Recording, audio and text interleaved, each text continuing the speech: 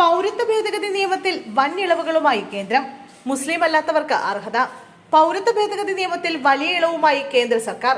പൗരത്വത്തിന് അപേക്ഷിക്കാനുള്ള cut off തീയതി 2014 നിന്ന് 2024 ആക്കി മാറ്റി ഉത്തരവിറക്കി. 2024 ഡിസംബർ 31 വരെ അയൽ രാജ്യങ്ങളിൽ നിന്ന് വന്ന മുസ്ലിം ഇതര വിഭാഗങ്ങൾക്ക് പൗരത്വത്തിന് അപേക്ഷിക്കാം.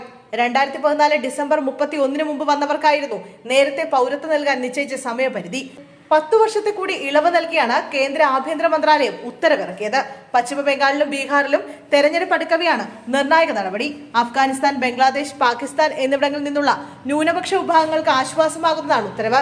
ഹിന്ദു, സിഖ്, ബുദ്ധ, ജൈന, പാർസി, ക്രിസ്ത്യൻ സമുദായങ്ങളിൽപ്പെട്ടവർക്കാണ് ആശ്വാസം. പാസ്പോർട്ടോ മറ്റ് യാത്രാരേഖകളോ ഇല്ലാതെ പോലും രാജ്യത്ത് തുടരാൻ അനുവദിക്കുമെന്ന് ആഭ്യന്തര മന്ത്രാലയത്തിന്റെ ഉത്തരവിൽ പറയുന്നു. കേന്ദ്ര ആഭ്യന്തര മന്ത്രാലയത്തിന്റേതാണ് തീരുമാനം.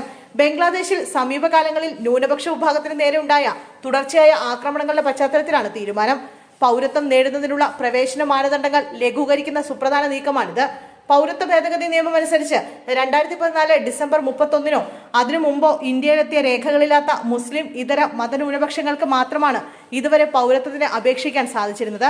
എന്നാൽ പുതിയ വിജ്ഞാപനത്തിലൂടെ ഈ കാലാവധി 10 വർഷം കൂടി നീട്ടിക്കൊണ്ട് 2024 ഡിസംബർ 31 ആക്കി മാറ്റിയിരിക്കുകയാണ്.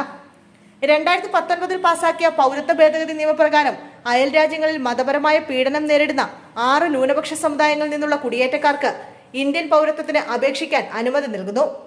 പാകിസ്ഥാൻ, ബംഗ്ലാദേശ്, അഫ്ഗാനിസ്ഥാൻ എന്നിവിടങ്ങളിൽ നിന്ന് ഇന്ത്യയിലേക്ക് കുടിയേറിയ ഹിന്ദു, സിഖ്, ജൈന, ബുദ്ധ, പാഴ്സി, ക്രിസ്ത്യൻ വിഭാഗങ്ങൾക്കാണ് പൗരത്വം ലഭിക്കുക. CAA മുസ്ലിങ്ങൾ ഉൾപ്പെടെയുള്ള പൗരന്മാരെ ഒരു തരത്തിലും ബാധിക്കില്ല എന്നാണ് കേന്ദ്ര സർക്കാർ പറയുന്നത്. മുകളിൽ പറഞ്ഞ 6 രാജ്യങ്ങളിലെ ന്യൂനപക്ഷ സമുദായങ്ങളല്ലാതെ മറ്റു വിദേശികൾക്ക് CAA പ്രകാരം പൗരത്വത്തിന് അപേക്ഷിക്കാനാകില്ല.